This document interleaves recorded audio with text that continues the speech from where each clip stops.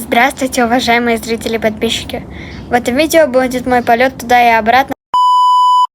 Потом вы узнаете, куда я полечу в видео. Мой вылет был в 8 утра по московскому времени. Мы выдвинулись примерно в 5:15 в аэропорт.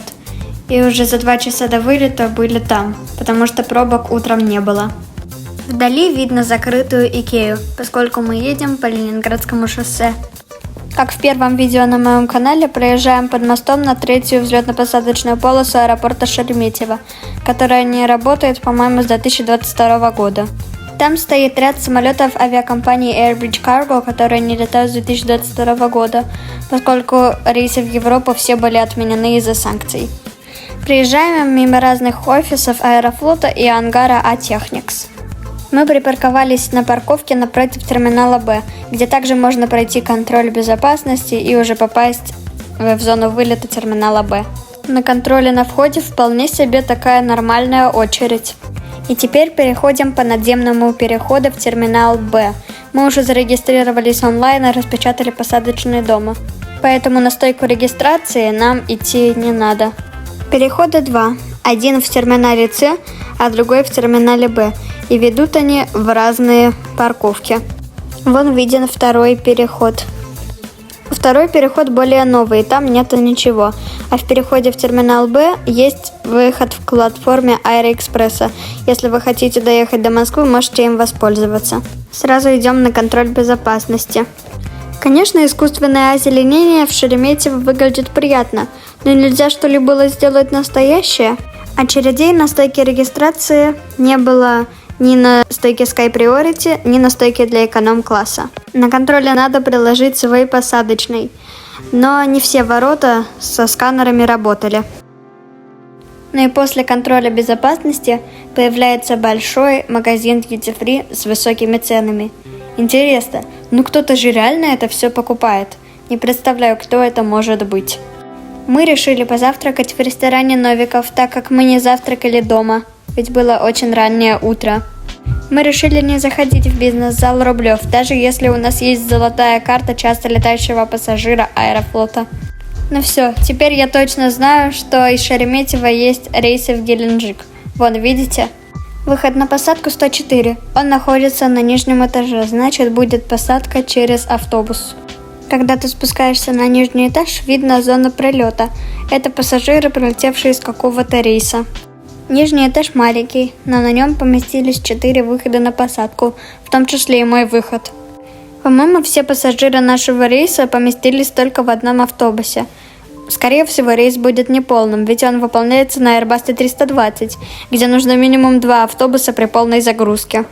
Стояли где-то 15 минут, ждали, пока пассажиры зайдут в автобус. Ну и наконец-то поехали. Давайте смотреть, на какую же стоянку мы поедем. Надеюсь, не на дальнюю. Проезжаем мимо А321-200 Аэрофлота, на котором у меня был полет из Еревана в Москву. За ним 737-900 авиакомпании «Россия».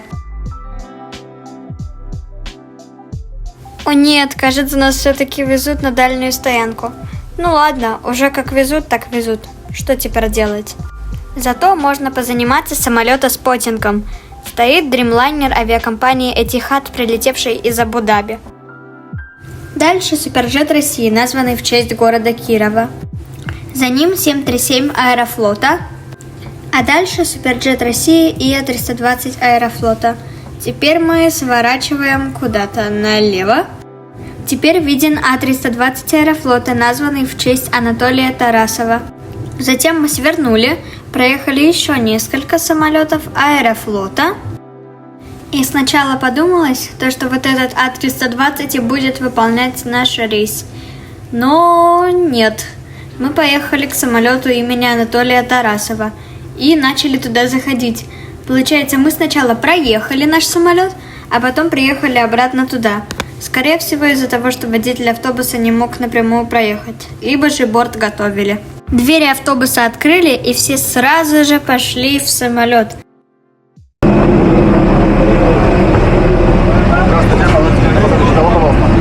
Доброе утро. Благодарю. Доброе утро. Здравствуйте. Посадка в самолет шла достаточно быстро, из-за того, что, как я уже догадывался, самолет был заполнен только на 1/3. Как и на всех прошлых рейсах Аэрофлота, пассажирам предлагается журнал авиакомпании, инструкция по безопасности, дополнительный каталог на борту и также инструкция по подключению к Wi-Fi с доступом к мультимедиа-системе. Но мне кажется, вряд ли кто-то ей пользовался. Допустим, я ей не пользовался. Запустили один двигатель прямо на стоянке. Подумал, что у нас не работает вспомогательная силовая установка. А потом мы начали ехать вперед. То есть нас не начали буксировать. Мы просто поехали вперед. Ну вот такая тут стоянка. Бывает такое. Зато взлетно-посадочная полоса была очень близко к дальней стоянке. И руление заняло только около 5 минут. Боялся что мы пропустим самолеты, которые сейчас рулили к полосе. Но мы их не пропустили и поехали на взлет.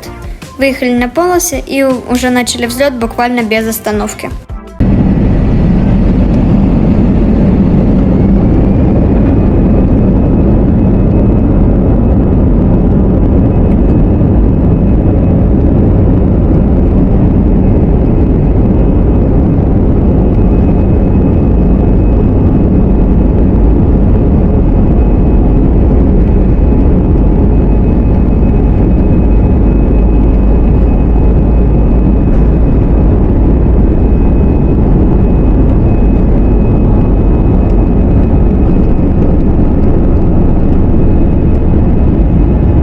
Взлетали в живописную сторону от Шереметьево, и поэтому открылся вид на Клязьминское водохранилище. Но его сложно было снять, потому что мы летели ровно над ним. Но зато открылся вид на многоэтажки в городе Лобня. Ну и вот видно немножко от водохранилища. Табло выключили, когда мы набрали высоту около 10 тысяч футов, то есть достаточно быстро. На обслуживание пассажирам предложили вот такое печенье с молоком. В креслах есть удобный подстаканник, куда можно поместить стакан своего напитка. А еще пассажирам зачем-то дали приборы.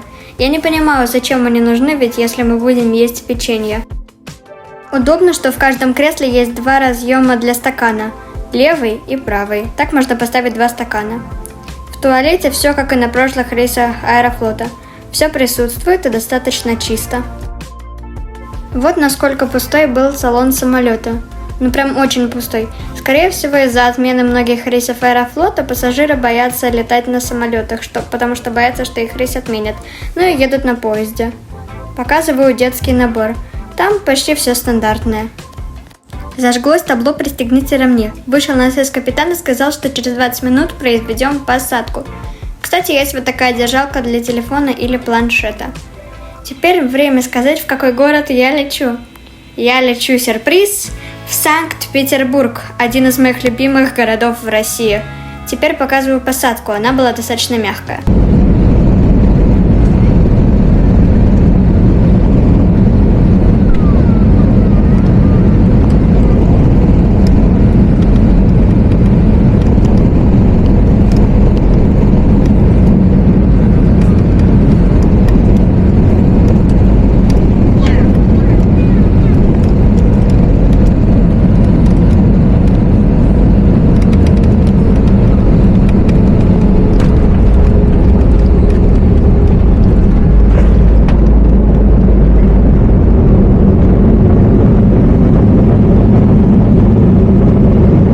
Руление до старого терминала аэропорта, где сейчас находятся выходы на посадку внутренних линий, заняло только около 10 минут. Высадка была достаточно быстрой, опять же из-за пустого самолета. Полет с Аэрофлотом в этот раз мне понравился. Не так, как на рейсе Москва-Ереван, где он мне не сильно понравился. И опять же открывается вид на наш самолет. Переходим из старого терминала в новый терминал, где находится выдача багажа, а также регистрация на внутренние и международные рейсы. В зоне багажа всего 3 ленты. Интересно, как если в чистой зоне 18 гейтов? Как эти 18 гейтов обслуживают только 3 ленты? Выходим на улицу и садимся в автобус, который довезет нас до метро Московская. Метро очень похоже на наше метро. Отличие в том, что есть станции вот такие, типа горизонтальный лифт, где нету боковых залов. Выходим на станции Московские ворота, чтобы пойти в Гранд Макет России. Мне очень нравится город Санкт-Петербург своей смешанной архитектурой. Тут смешана архитектура русских и европейских зданий. На входе гигантская длинная табличка, где так и написано, что это Гранд Макет Россия. Мне нравится, что в этом макете почти все продумано. Допустим, вот на платформу приехал Сапсан. А еще сделаны мини-фигурки настоящих людей, которые идут куда-то. А еще под низом проезжают поезда. Судя по всему, здесь депо. А есть вот такие милые модельки летающих по небу воздушных шаров. А внизу, судя по всему, какая-то электростанция и рельсы. Есть даже мини-моделька ипподрома. А тут гигантский порт. Ну, конечно, если его не сравнивать с настоящим. А еще тут проходит церемония встречи подводной лодки. А вот и весь центр Москвы, как на ладони. А это уже написано сам Санкт-Петербург. А это Калининградская область, то есть город Калининград. Ну и также другие города, которые соседствуют с Калининградом. Чтобы покатать поезда по этой железной дороге, надо заплатить деньги, купить жетончик и засунуть его в специальную дырочку. А тут список всех городов России в алфавитном порядке. Нашел такие города, которые даже вы можете не знать. Допустим, Железногорск и Лимский. А тут вот такой мини-аэропорт. И даже стоит А380 Гранд Макет Авиа. А на 380 написано, что Гранд Макет Авиа входит в Старый Альянс. А это связано с моей авиационной тематикой. Тут даже есть день и ночь. И при этом учтены часовые пояса. Где-то тут еще закат, а там уже ночь. А это известный курорт Красная Поляна со своими 2 подъемниками. По-моему, они называются Олимпия и Стрела.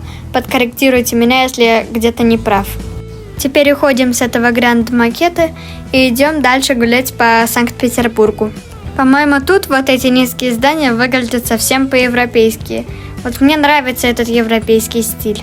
Зашли в ресторан «Ленинградский экспресс», где некоторые еду привозят на поездах. А тут вообще как будто продолжение гранд-макета России.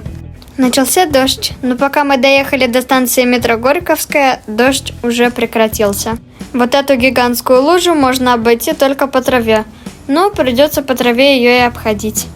За этот день в Питере мы пробежались почти по всем основным достопримечательностям города. Зашли в Петропавловскую крепость. Стоит этот дурацкий памятник Петру Первому. Но вообще это вполне разнообразный стиль архитектуры и искусства. Теперь видно все европейские здания, но уже с Невой. Есть вот такой корабль, в котором сейчас ресторан. Ресторан называется «Ветер». Спустя еще несколько часов в Петербурге пора было уже ехать в аэропорт. Ну и сразу перемещаемся туда. Мы зашли на стойку регистрации, только потому, что нам надо было распечатать посадочный. А дальше в зону досмотра. В зоне досмотра нельзя снимать, поэтому выключаю камеру. Какой милый котик. Вот бы в каждом аэропорту был такой. А дальше переходим в старое здание. Спускаюсь по эскалатору и дальше большой магазин Duty Free, который, как во множестве аэропортов, обойти нельзя. Ну и дальше выходим в чистую зону. Мне понравилась ее архитектура, ну прям очень красивая. Мы поужинали в кафе «Лепим и варим», а потом настало время идти на посадку. Но сначала посмотрю, что это за самолет там такой стоит. Это борт Аэрофлота, который летит в Новосибирск. Выход номер 18, самый крайний. Ну и идем на посадку. Надо сканировать посадочный, а затем уже можно идти в самолет. В правом нижнем углу показываю несколько слов о моем самолете.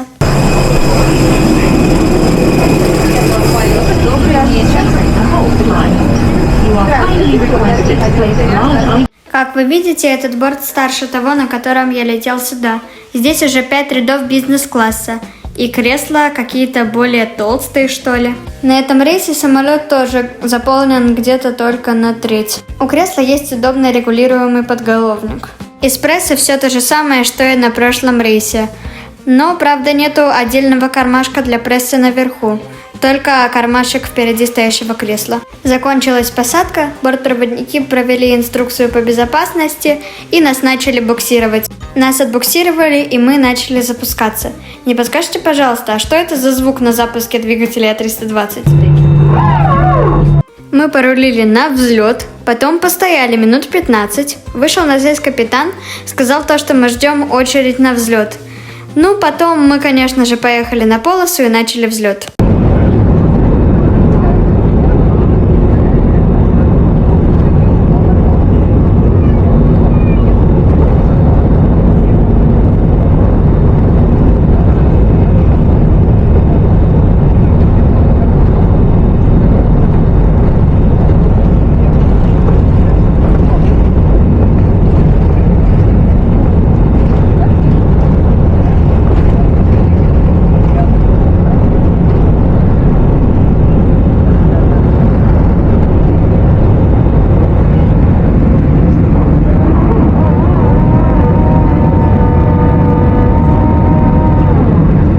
В полете пассажирам предлагали вот такие вот черничные хлебцы, но я не ел.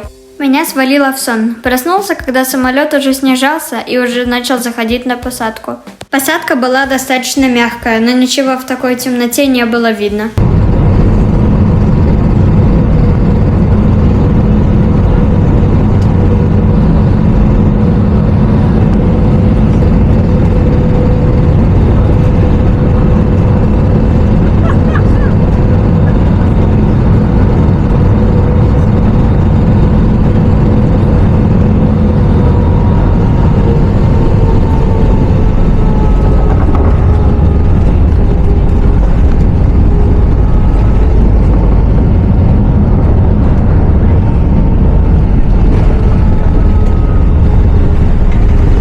Руление до стоянки было вполне быстрым.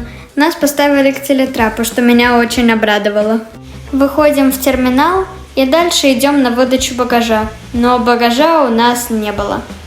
Ну а теперь налево зона выдачи багажа, а прямо трансфер. Ну нам, конечно же, на выдачу багажа, как я уже сказал. Поднимаемся по эскалатору наверх.